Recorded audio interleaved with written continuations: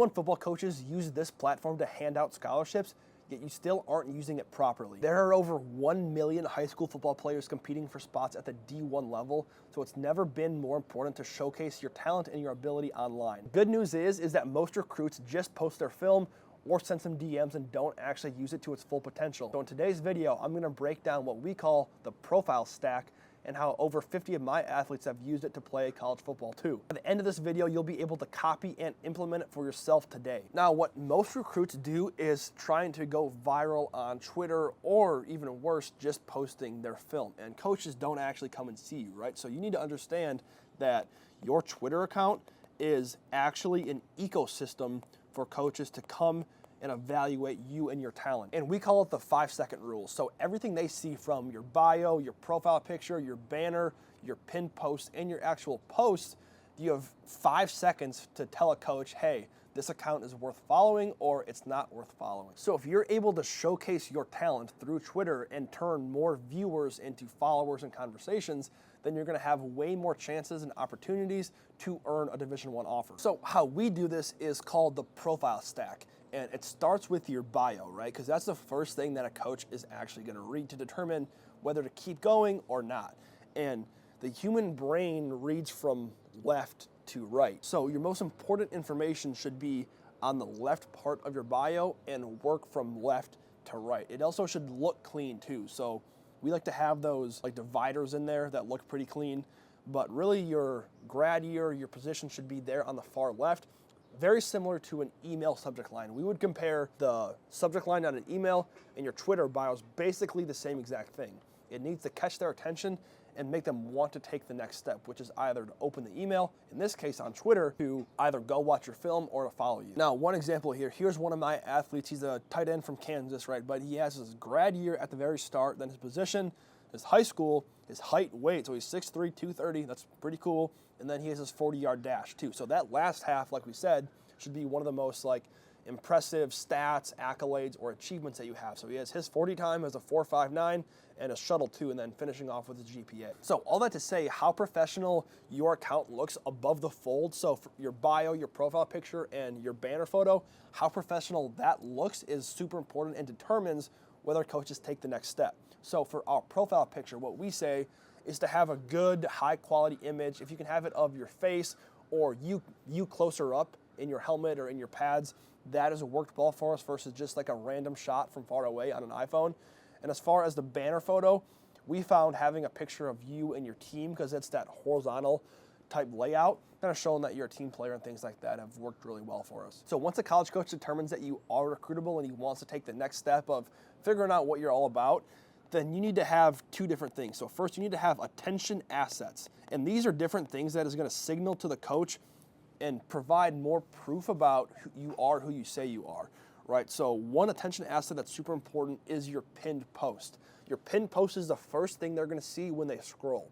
So if you don't have a pinned post, you're missing out on converting a lot more eyeballs into conversations and film watches. Now, what most players have in their pinned post is their Hudl link, right, to their film. But if you put yourself in the shoes of a college coach, then you'll realize that when you click on that, it'll take them off of the Twitter platform, send them to a new web page where it has to load and load. Coach has to watch an ad, usually 15 seconds on Hudl, and then wait for the actual film to load too. I timed this with one of our athletes, and it was 38 seconds from the point where a coach clicked on the link to actually being able to watch his film. And 38 seconds, coaches are super busy, right? They've got a lot of things going on, and the last thing they want to do is wait 38 seconds to watch you and your film to be able to evaluate you. So what we do instead is we make it super easy for coaches to watch your film, and we do that with a screen recording in your pin post. So you actually yourself go into your own Hudl film and you turn your phone sideways and you screen record on your iPhone and you make it a video, so that way you can post that video and put that as your pin post.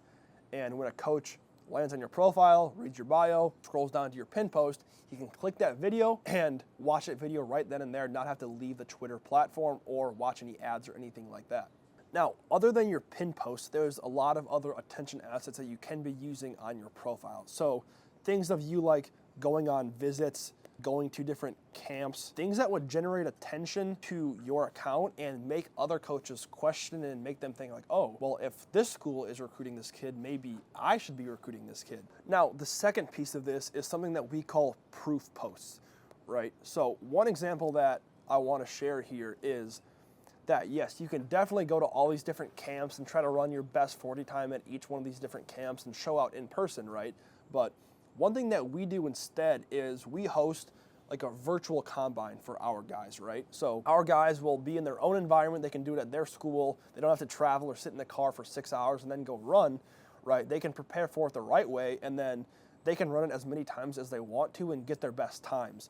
And then what we do is we can record them doing it and then actually overlay like a little stopwatch on the screen too. And for our athlete, Taft, we did this for him, and this is how he ran actually. I think it was a 4.61 in his 40. It's real proof. So it's you not just saying, oh yeah, coach, I run a 4.5, and there being no way to prove it, right? So anything you say should be able to be backed up with proof and have evidence for. For our guy Taft, we actually posted this proof post for him on May 3rd. Then you can see 4 days later, he actually landed his first D1 offer. So it goes to show the power of showcasing your talent and your ability through proof posts and attention assets. Now, other than just having film for your proof posts or having these like combine type numbers or you running your 40-yard dash, there's other things outside of too. These could be things like posting your accolades, posting your achievements if you were all conference, all state. I would always try to have like a picture involved with it too, right? Because like we said, whatever you say, you should have evidence, but anything that you can showcase that demonstrates your character, your talent, and your ability. So on my personal page, on my Instagram and Twitter, we're following all of our athletes. So if you want to go stalk their profiles and see what theirs look like, they're trying to compare yours versus theirs, that's something you could do. If you'd rather just kind of have me look at your profile and kind of audit it and see where we might be able to help, DM me over on Instagram at athletesu_, send me your profile and we'll see if we can help.